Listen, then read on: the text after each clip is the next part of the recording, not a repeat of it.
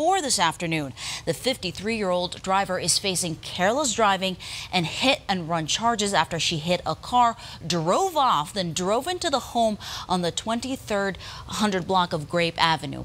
People were inside the house at the time, but nobody, again, was hurt. And a day of fun turns dangerous for 3 teenagers in Wells County after the ATV they were in crashed in a ditch near County Road 25. The ditch was filled with water. 2 of the teenagers were able to get out, but the third got trapped. Now, officials arrived on scene and had to administer CPR to the girl who was stuck. No word on any of their conditions tonight. Now, tonight, the death toll continues to rise after this tragic scene here. A water avalanche in Colombia leaves more than 190 people dead, and that number will likely rise. Now, hundreds more are still missing. Heavy rains triggered that avalanche that swept through the small city of Moquegua. Now, that's located along Colombia's southern border with Ecuador. This all happened around midnight as many people were asleep in bed. Witnesses say they felt buildings vibrate before the avalanche came through, toppling homes. A state of emergency has been declared as rescue crews try to find survivors. Now, in just a few days, the Senate Judiciary Committee will start casting votes on the nomination of Judge Neil Gorsuch now to the Supreme Court. Now, today, and hundreds gathered in downtown Denver to rally, calling on senators like Michael Bennet and Cory Gardner to oppose the president's pick for the Supreme Court. Organizers say they don't believe the Supreme Court nominee's values line up with that of Coloradans. They're hoping senators just say and vote no. I just really think that the grassroots support should be heard by our senators. I think they're hearing from us at their doors, on their emails, on their Facebook, and their phone calls, and I hope they will listen. Democratic Senator Michael Bennet still has not said how he will vote. Gorsuch still needs 6 votes to seal the confirmation. And the fight over the future of an evergreen off-leash dog park is heating up. It's the dog lovers versus Jefferson County. Jeffco Open Space says problems with parking and dog waste are the reason it will be shutting down. But despite trying to come up with a plan to fix the park, the community says they are not going down without a fight. They rallied today to keep that park open. For some reason we don't understand, Jefferson County isn't interested in solutions. It is reasonable to say that, yes, we believe some of the contamination issues we're having is because of dog waste. Jeffco Open Space says the park will only be closed temporarily, but once it reopens, only leashed dogs would be allowed. And a big victory for the organizers of a proposed tiny home village in Denver in an effort to get the homeless off the streets. City planning just approved the zoning for the Colorado Village Collaborative to start building near 38th and Walnut Street in Rhino. The village could be built and open by next year. And it's April Fool's Day. RTD, local law enforcement, even the airport playing practical jokes, and people freaking out on social media over Von Miller's prank. Plus, coming up, it's spikes. The Rockies say farewell to Arizona as they head north for the opening day. And the top-ranked DU Pioneers will have a target on their backs at the Frozen Four. Welcome back. It's April Fool's Day, a day to play some practical jokes on your friends, but we don't want you to be anyone's fool.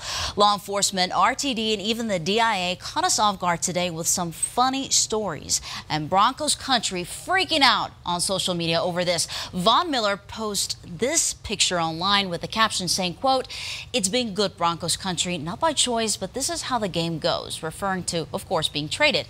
Now, don't worry, Von is not going anywhere. This was just a joke.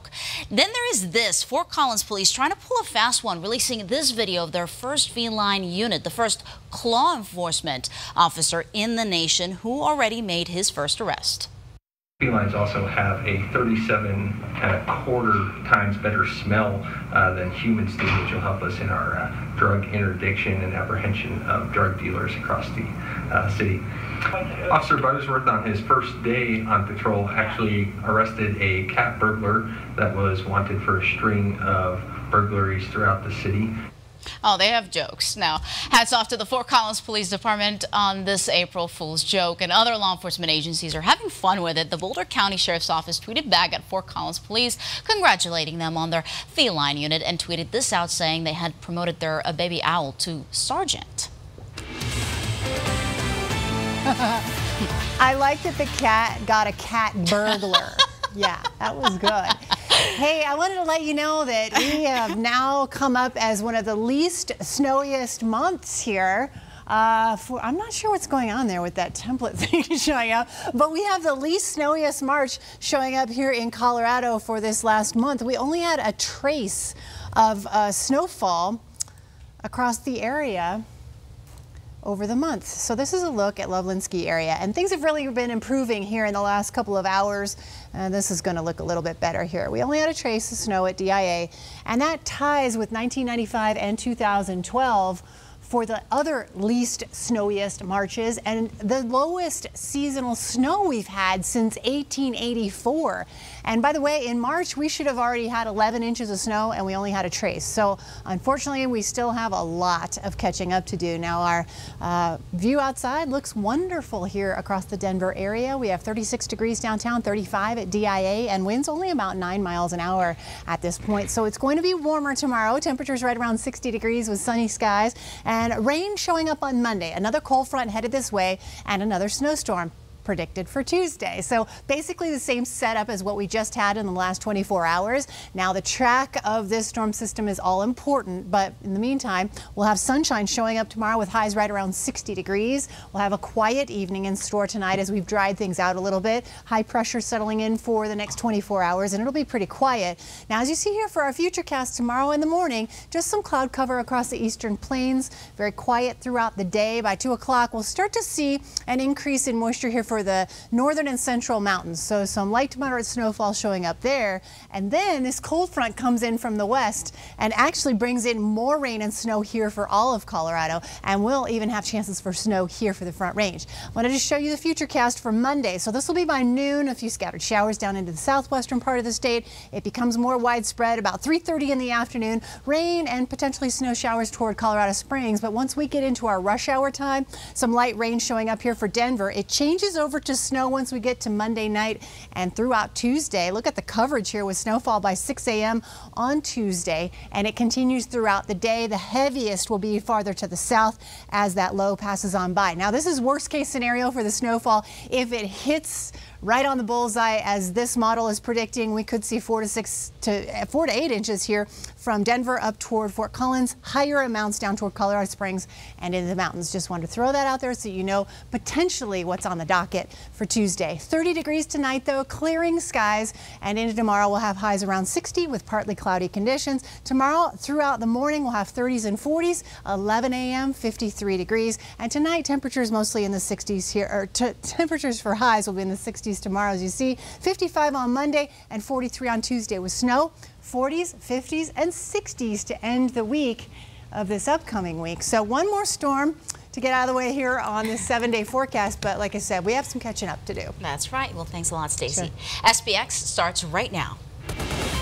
All right, everybody, you have it locked into the one and only Xfinity Sports Extra. I am Phil Aldrich, your Captain Stubing, if you will, navigating through the local sports scene. And baseball season, it's almost here. I know this because the Rockies played their final Cactus League game of the spring, and now they're en route to Milwaukee to open the season on Monday against the Brewers. Bud Black still hasn't announced his starting rotation, but Antonio Santella, he made his case today against the Mariners. Pitched 2 scoreless innings, couple of strikeouts, and only 1 base hit. Nolan Arenado said farewell to the desert with a home run on his final at-bat of the spring. He's just 25, but he's one of the veteran leaders on the club.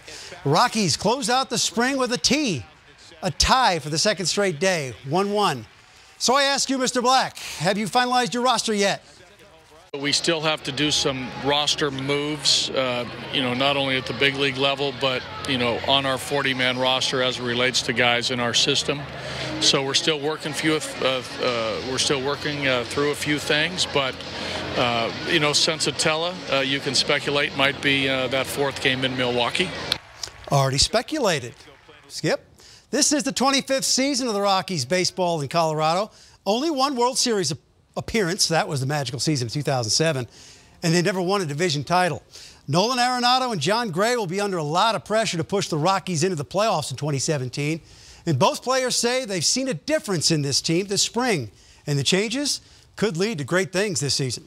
I think in the years past, it was always like, we got to try some people out here in different positions. I feel like now we're like really just going for it with what we have, and people are committed to what they need to do, and it feels good. It feels good to be here. There's excitement around here, which is nice, and it hasn't been like that the last couple of years. With everyone was kind of always wondering, like, I don't know what's going to happen. This year, we feel like we could do something special. It's different. I mean, you can see. Just look at the names we brought in, and look at the players and their progression and all the depth we have now. I mean, I think we got unlimited amounts of talent, so we just got to go out there and do the work. All right, now from hope and optimism to the Nuggets. They're in big trouble. They dug their hole a little deeper with a loss last night in Charlotte. They're 2 full games behind the Portland Trail Blazers for that final spot in the West, with just 7 games to go. Portland, they're playing tonight and they're winning, so that lead could be 2.5 games by night's end. Lost in the Nuggets' defeat last night, Nikola Jokic put up a 6th triple-double of the season, 26 points, 13 rebounds, and 10 assists. The Hornets, though, went on a 12-0 run to start the 4th quarter, and they would take the lead for good. And let's just say Nuggets head coach Michael Malone's patience is running out with some of his players. I think we have some guys in this team that are starting to feel a little sorry for themselves, and maybe not willing to go out there and compete, because Houston gets beat by Portland last night, and the odds of us getting to a playoff spot are slim and none. I'm not worried about that. I want to find guys that, when everything else looks bleak, who's going to go out there and play anyways? We had a bunch of guys do that tonight, and I think we had a couple of guys that weren't ready to do that, and that's disappointing. Wow. Hey, this could be something to keep an eye on with the Trailblazers and maybe keep hope alive. Yusuf Nurkic is going to miss the final 7 games, including tonight's game. He has a non-displaced fibular fracture of his right leg. Translation, it's a broken leg. Bad news for Nurkic, but it could be good news for the Nuggets and their very, very, very faint playoff hopes. All right, the NFL owners' meetings wrapped up last week in Phoenix. And Denver 7 Broncos insider Troy Rank was there, mostly for the parties.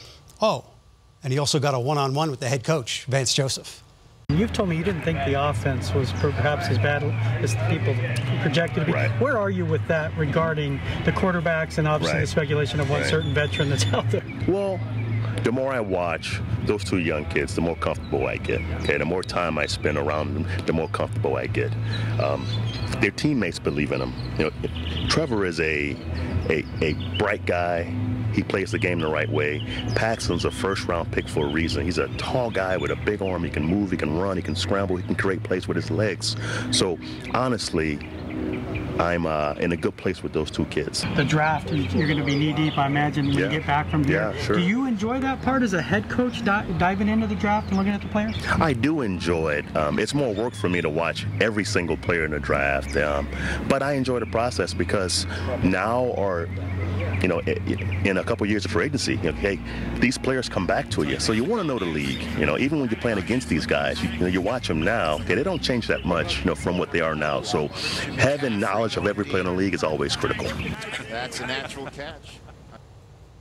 I just feel more relaxed watching that interview in the Garden of Eden. Did you hear the birds chirping? Delightful.